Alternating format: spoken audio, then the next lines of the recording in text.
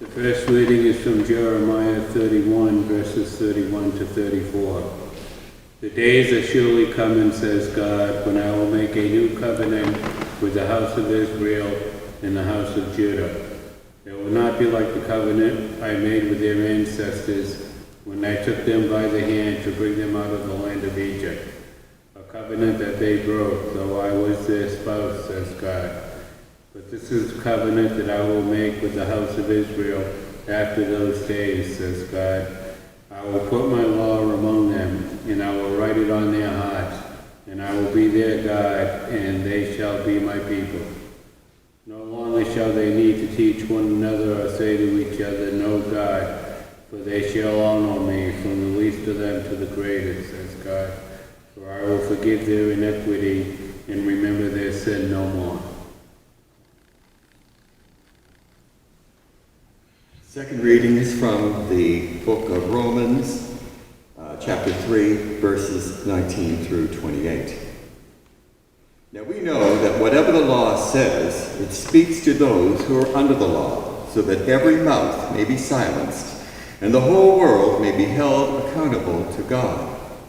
For no human being will be justified in God's sight by deeds prescribed by the law, but through the law comes the knowledge of sin.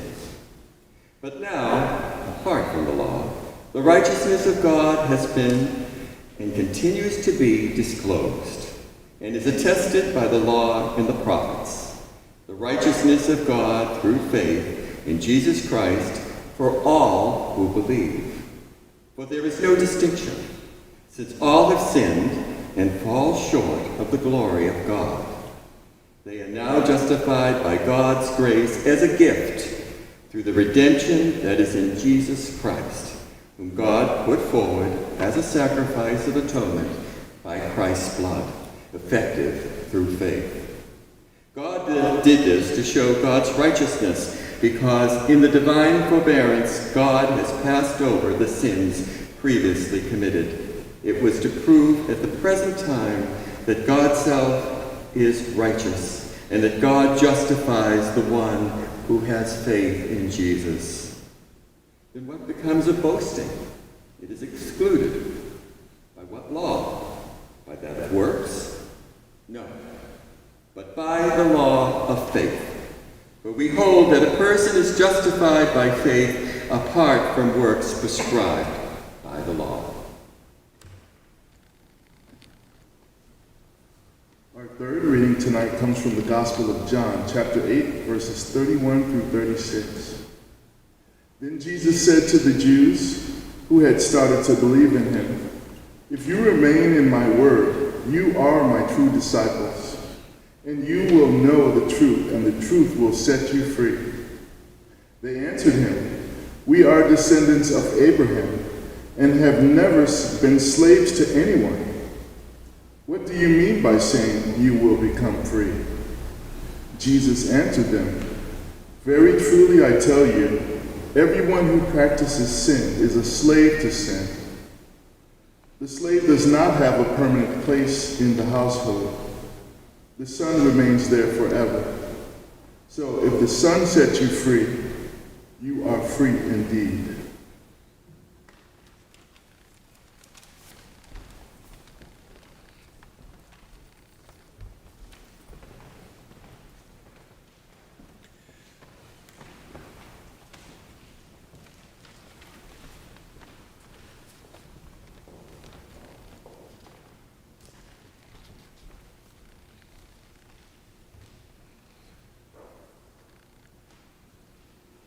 Our hymn of dedication tonight is an insert in your bulletin. Of course, it's a very, very well-known hymn. We would ask you to stand as you are able and help us sing, "Mighty Fortress is Our God."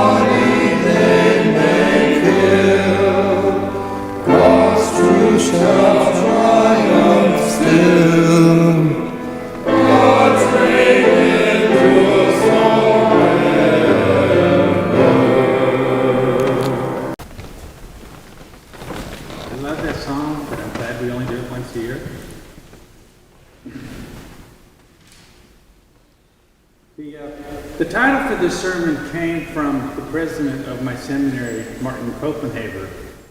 I did go back to him afterwards and asked him if he would give me the rest of the sermon. Unfortunately for you, he declined.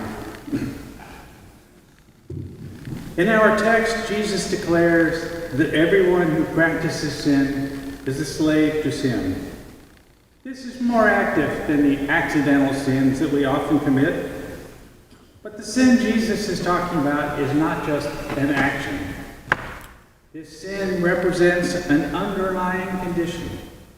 I suspect that's why the gospel writer chose the word that I translated here as practices. And what is our underlying condition? We reject the truth about ourselves. As we heard earlier, if we say we have no sin, we deceive ourselves and the truth is not in us. All too often we try to convince ourselves that there is nothing really wrong with us. Just give me some good advice or self-help book and things will be fine. We pig-headedly insist that we are basically in control. Surely our going to church and our charitable giving and just our basic holiness is sufficient. Now I do apologize for the use of the word son in the translation and what I'm about to say, but in the culture of the times, not all children had the same rights and privileges. The verse 36 shoots us down. If the Son sets you free, this is not something we can do ourselves. As a matter of fact, it's not something we have control over. Did I see a flinch? In our wonderful hymn, Mighty Fortress, we find these words. If we in our own strength confide, our striving turns to losing. But there is one who takes our side, the one of God's own choosing. When Jesus talks about the truth, he's not just talking about facts and knowledge. What Jesus is talking about is what God reveals to us in the Word and in the life, death, and resurrection of Christ. You might call this divine truth. Now, I could do a whole sermon on truth, and actually have twice, but I will not inflict that on you tonight because we don't have all night. The word used here is free can also mean to exempt from. And most commentators explain this verse as meaning that Christ's disciples, if they remain or abide in his word, will be exempt from the alleged burdens of the law. But here I call upon Paul to explain this further as the law of sin and death. Paul reminds us that the law's purpose is to expose sin. Luther sometimes calls the law the hammer of God. Elsewhere, Paul says that the wages or end result of sins is death. Now, Paul is probably meaning the 613 mitzvot, or commandments that are found in the Pentateuch, the first 5 books of the First Testament. We could not possibly follow all of them. Shoot, I can't even remember all of them. So we cannot become righteous by trying to follow them. So Paul can easily declare, all have sinned and fallen short of the glory of God. Now I'm not sure if Paul means here the glory in the ancient sense as the part of God that accompanied the Jews out of Egypt and lived in the temple, or does he mean Jesus personally? Actually, I don't think it really matters here because either way, we come up short. But I do think Paul's use of the word righteous here is intended to hearken back to Abraham, who trusted in God's promise, and it was reckoned to him as righteousness. Here's your homework. Since I have to do homework, you have to do homework. You can read more about this in Paul's short letter to the Galatians, which I do recommend. Then Paul mentions the law of faith. This law is not one of those 613 mitzvot. So what does he mean? Enter Jeremiah with an explanation. In the new covenant, God puts the laws in our midst and writes the laws on our hearts.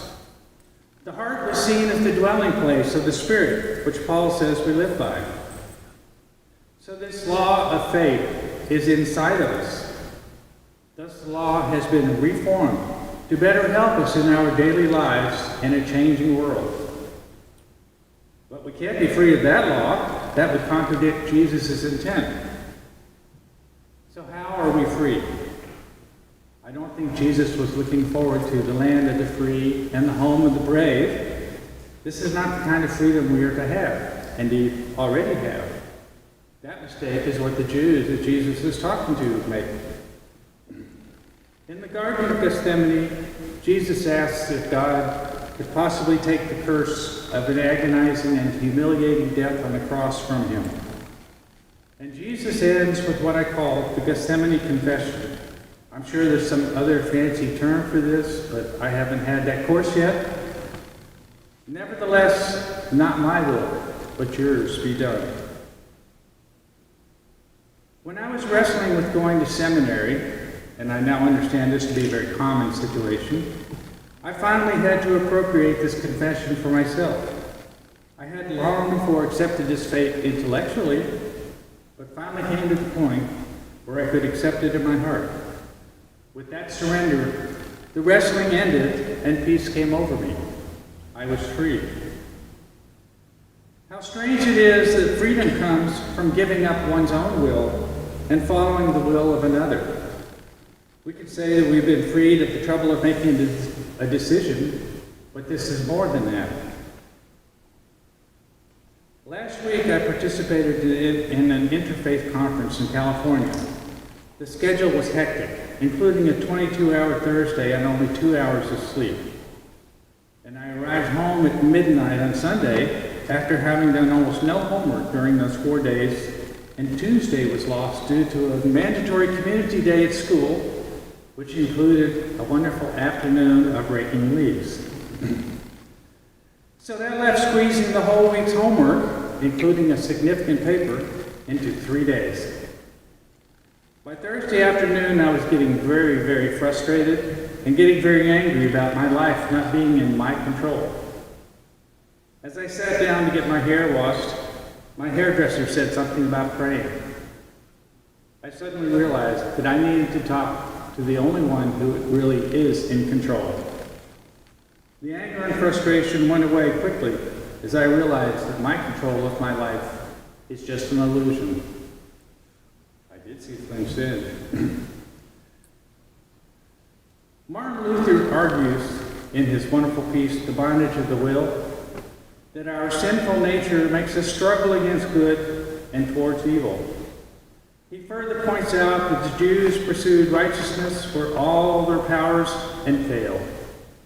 Yet it was the Gentiles, us, who pursued ungodliness and that unexpectedly attained righteousness through grace. As Paul says, that grace comes as a gift. A gift given to our two parties, the giver and the recipient.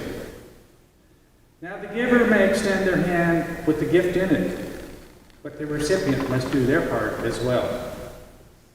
If the recipient does not accept the gift, has it been given? I'll leave that answer to the philosophers. This is the lesson that I learned and continue to learn and would like to pass on. Only when we give up the illusion of having our own will and control of our lives do we actually get it. And isn't that what Jesus said? Those who lose their life for my sake will find it. What a strange idea for freedom. By giving up what we feel is freedom, we get the real freedom in serving others. When we surrender our will to God, we are set free. Maybe that's part of why they call it the scandal of the gospel. And maybe that's why some of us flinch when Jesus says free.